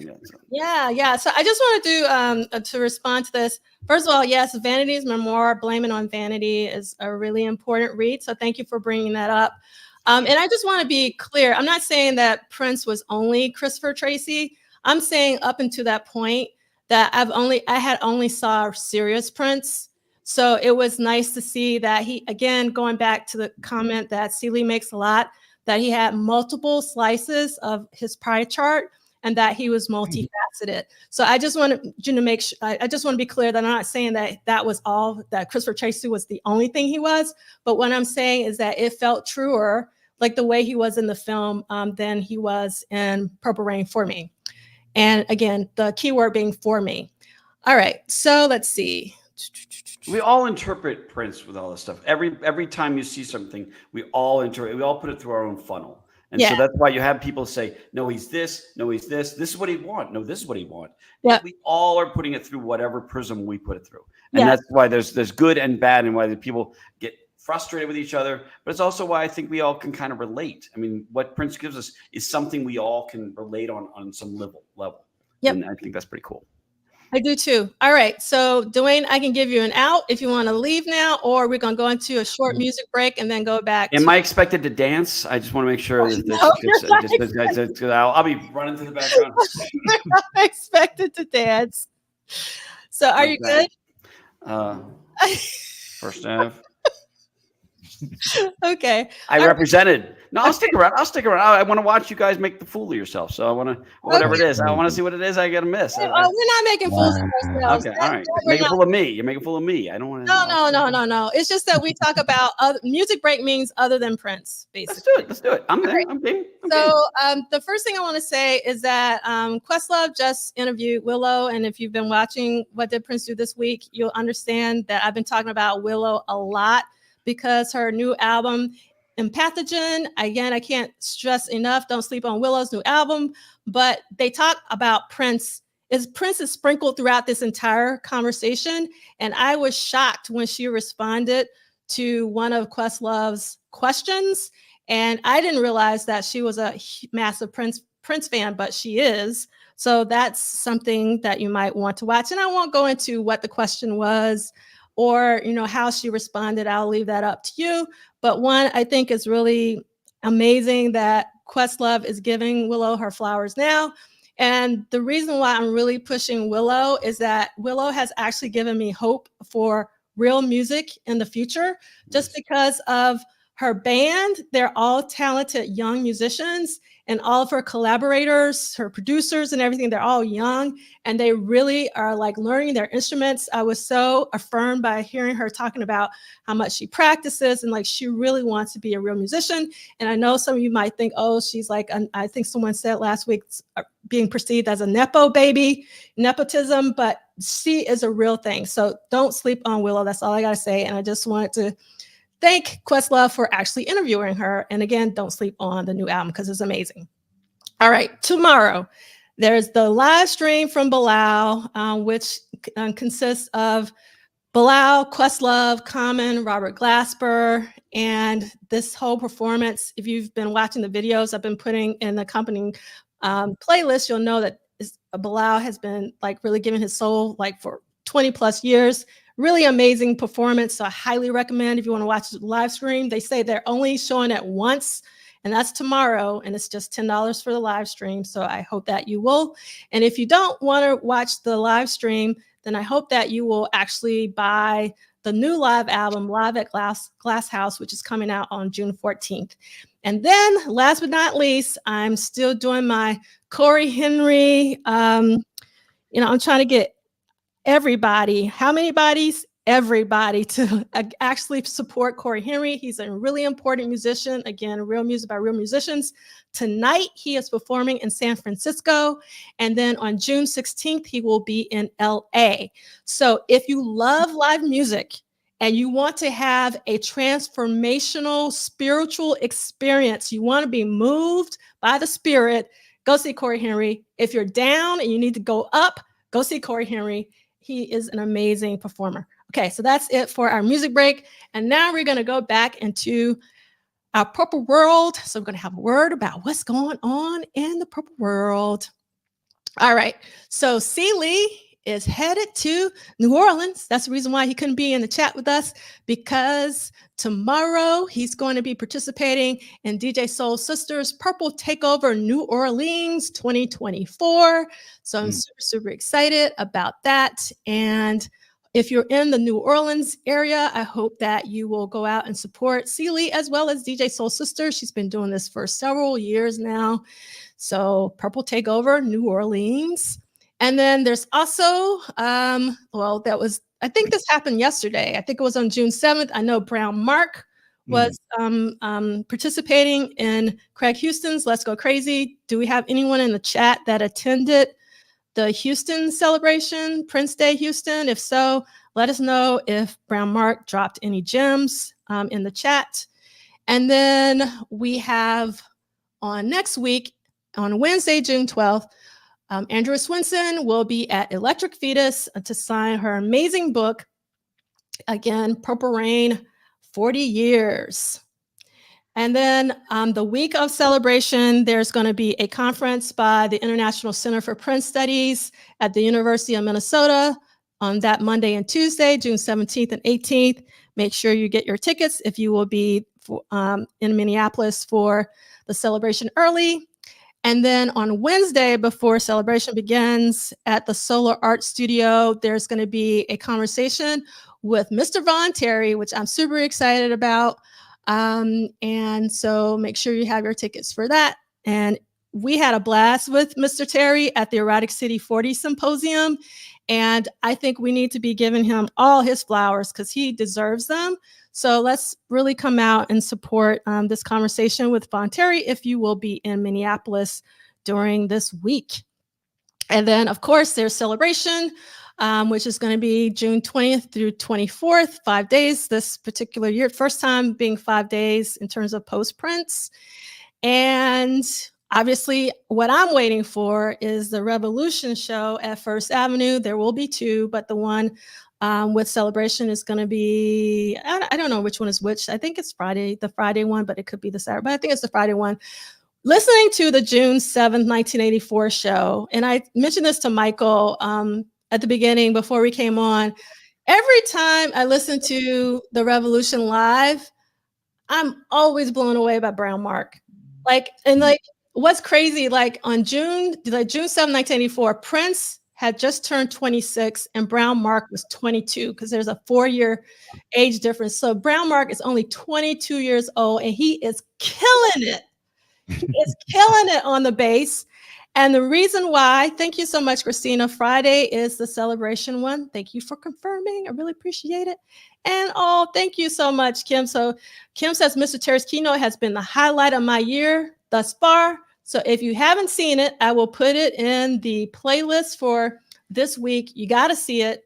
It was an amazing conversation. And if you don't know, you go, who is Von Terry? He was one half of Louis and Von, who were the fashion designers for Prince during the Purple Rain era. And he also, they designed clothes for Earth, Wind & Fire and a lot of other artists. So really, really, really important. And I love this, Terry said in my Morris voice. Yes, so thinking about this, especially going back to Willow, I'm going to tie it together. Willow is 23 years old. So some of you might be thinking, oh, she's so young. You know, what does she know about music? Brown Mark was 22. Prince was at this time 26, but really 25 when he was doing all the music that we've been talking about all of this year so far. So don't sleep on Willow, 1. 2, don't sleep on Brown Mark because you can say whatever you want about Brown Mark, but he is an incredible bass player. So anytime I have an opportunity to see the Revolution, I'm going to go see them. And obviously, every single person in the band is amazing. Obviously, we have Wendy and Lisa, who are extraordinary. And we also have Dr. Fink, whom everyone should know I love very dearly, and particularly his keyboard playing. He's my favorite Prince keyboardist, is Dr. Fink. And then we obviously have Bobby Z. So it's really, I think that Brown Mark should get more love for his bass player because it's just so extraordinary. Like, so Michael Dean, talk to us about, like, have you listened to that June 7, 1984 show recently, like this week?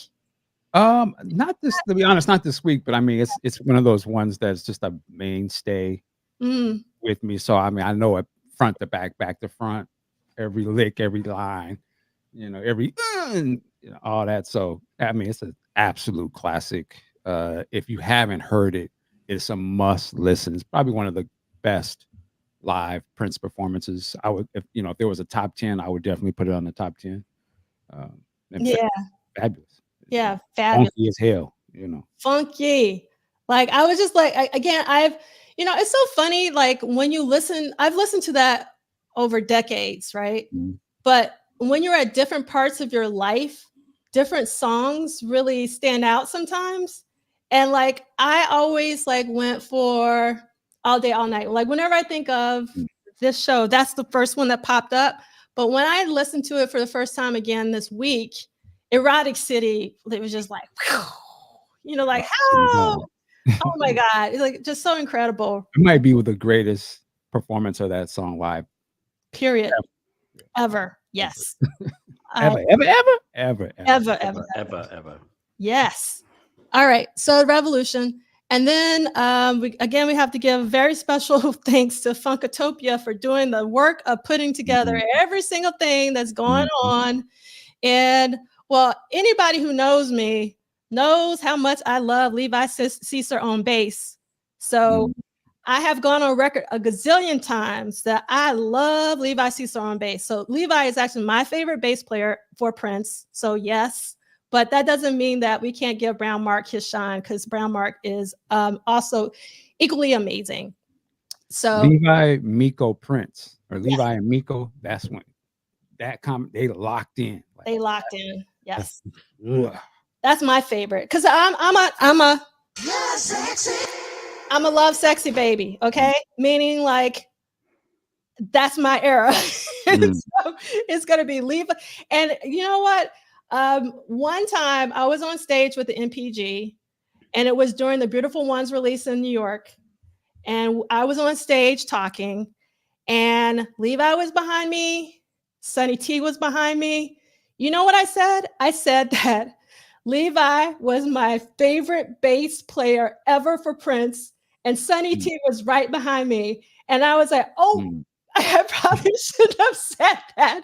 So whoever wrote that in, I said that in front of Sunny T, that Levi is my favorite bass player. So, I mean, because again, Love Sexy, The Sign of the Times, Live, which me and Michael were talking about previously, before the Glam Slam show that just got released, and the Diamonds and Pearls Super Deluxe, Sign of the Times Live was my go-to live performance, even though it's, not live because they had to, whatever, but I just love the way it was shot. But yeah, that's my band. Sheila on drums. Okay. All right. So to that person in the chat, but Brown Mark and the Revolution are amazing. Okay. And I go see them whenever I can. All right. So we want to give thanks to Funkatopia for the PrinceCelebration.com website that is keeping us abreast of everything that's going on in Minneapolis this month, because there's a lot going on. And I'm not going to go through everything that's going on in there because we would be here until 4 or 5 p.m. and we don't have time for that. So you can just go to PrinceCelebration.com. You can do your Googles, as Michael Dean would say, or if you go to the website for our book club, and let me see if I can find it, which is here, bookclub.polysolid.com. Go all the way to the bottom. You have access to the slideshow. And if you click on this, it will take you to places. And this will actually take you to PrinceCelebration.com. So much love to Funkatopia, because that's a lot of work. Then I'm really excited about the Com 30 virtual symposium that's going to be happening on August 10th and 11th, which is a Saturday and Sunday. Super, super, super excited about that. And we also want to make sure everyone knows about Andrea's second book that's coming out later this year, called Deeper Blues, The Life Songs and Salvation of Cornbread Harris, who is Jimmy Jam's father, if you do not know. And there is going to be an event in Minneapolis on Friday, August 16th from 8 to 11. And this is the accompany playlist. I am going to add Mr. Terry's keynote for the Erotic Cities 40 Symposium, but you can see we got the First Avenue soundboard version in the company playlist alongside multiple versions of Glamorous Life, including Prince's original. And then we also have the Let's Go Crazy special dance mix, which is my version of Let's Go Crazy. I love Prince's songs unedited and as long as possible. So like when you're talking about that 20 plus version of America, I am in heaven. The longer, the better. I'm a deep diver in that way. And then we also have Erotic City. And then we have the Questlove Supreme Willow Conversation. Yes. Can I say something about the bass players real quick? Sure. Yes. I love all those bass players, but if you would have asked me like who was the best Prince bass player aside from Prince, in studio, Prince is the best. But of just the best of the best, who was the best bass player ever that was in a Prince band, in my opinion, was Larry Grant. Oh. And I'm saying that based off of Go Play Them. I mean, he probably influenced everybody who's playing, but Go Play Them, Early Sly, and all them live. Larry killed that. He had a lot of great bass players. When you look at his career, going through Andre, Rhonda, you just you got levels up to here of these bass players. Absolutely. Hard to even compare how good they are. It's Sonny just got so many great ones in there. Bad, all of them badass. I'm just saying in terms of influence. No, great point. Who started? I mean, like historically, yes. I know y'all want to legendary.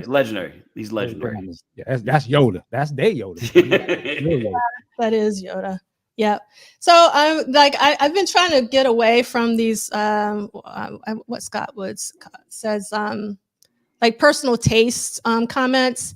But I mean, I am entitled to my opinion, and I'm just telling you my opinion is mine, meaning like that's what I love to hear. And when I listen to Prince, and I've told you guys this before, I listen primarily to the rehearsals and the after shows. I actually don't listen to Prince studio very much. I will, for the symposia, or if I want to hear a certain song like the Ballad of Dorothy Parker. But in terms of my daily listening habits, I listen to Prince live, and I listen specifically to the rehearsals and the sound checks I don't even listen to the actual concerts. You know, like I want the after shows, the club shows, things of that nature.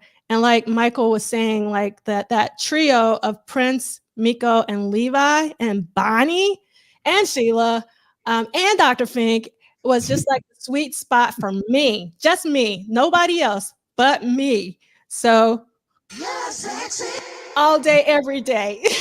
You know, the one bass player I wish played with Prince, or if they just, I don't know if they ever met or anything, who I would love to hear if they would have been Bootsy motherfucking. Oh, Ah, that would have been That great. would have been so ridiculous. ridiculous. Oh my God. Victor would have been great too with him. Yeah. Been great too. Yeah. There's a number of them, but yeah, you're right. Bootsy would have been. Did they ever do? I don't know. I don't know. Like, that would have just been awesome. Like if you just had brought Bootsy out, or Yeah. they just went back and forth. Man. And then my heart was and I would have been out of here. Carrying him out of the crowd. Thank you. Yeah.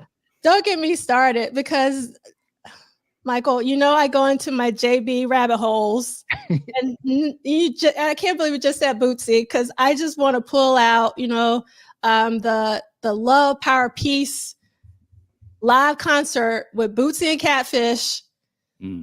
That is like one of my favorite live eras, because it's a live record.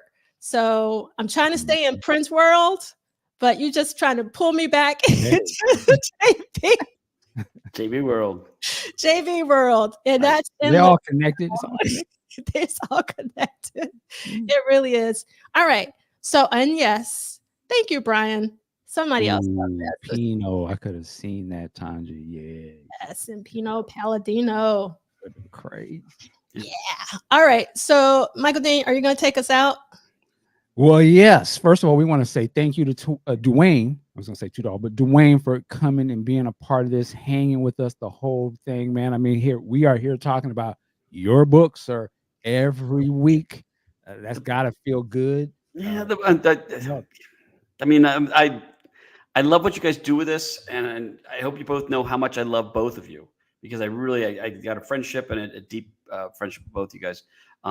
But everything goes back to Prince. I mean, you know, it's a book about Prince. It's not a book about anything else. It happens to catalog what he did, and all praise and all of the glory and stuff goes back to Prince. I want to thank you both for inviting me into your house. I love what you've done with it. Happy birthday to Prince. Yes. And as we've all said for years, we don't need a day to celebrate him. We do it every damn day. So, you know, it's nice to be back. Anytime you guys want me back, I'm happy to join you. I will be, otherwise I'll be a fan sitting there watching, making dumb comments from the peanut gallery and loving it every time. But I love what you guys do. I love the research you bring to this. I love that you take the book, the new book, but take this and expand it and bring your personalities, bring your insights, bring reviews, and all the people writing down here. I love what they have to say. I love what everybody has to say. And you know, so many comments fact checking us. You know, that's the best thing, is this is fact checking in real time. And so many times we've all said, I don't know what the answer to this is. And all of a sudden somebody like that will come up with here's your answer. Thank you. And, you know, we're not perfect about this stuff, but we're all, you know, having fun doing the research. And I think you guys, it's obvious you guys have a fun time. I watched you in the first 5 minutes of this episode when you're just, you know, and I'm sitting here going, do I jump in? Do I not? Do I do this? You know, do I look like a complete fool? But why not? It's good. And I just want to thank you guys. I guess seriously, from my heart and from as a fan, I love what you guys do. And again, anytime you want me in your house, let me know. Well, I mean, you have an open invitation. I mean, you can just show up. You don't have to announce yourself. I'm from the South, so down South, you just go by folks' house. You don't come on and get a plate, Dwayne. Right. Yeah, some sweet tea for me, and just. Yeah, you just come on in. That's the way we do. I actually want to. I didn't. Thank you for letting us know this on there, because I was concerned about this, because I kept seeing the photos, but supposedly Sunset Sound got cleaned up in terms of there are a lot of like just camps around the building, and people, meaning musicians, were getting scared to even go there to record. So this is actually good news. So they continue to do business because they are a recording studio. So Business. that's really, Business. it is a business. All right, Michael Dane, take us out. All right. Something about Prince's birthday because we love him so much. Well, happy birthday, Prince. Every day is Prince Day. Work it like a job. We'll see you next time. Peace.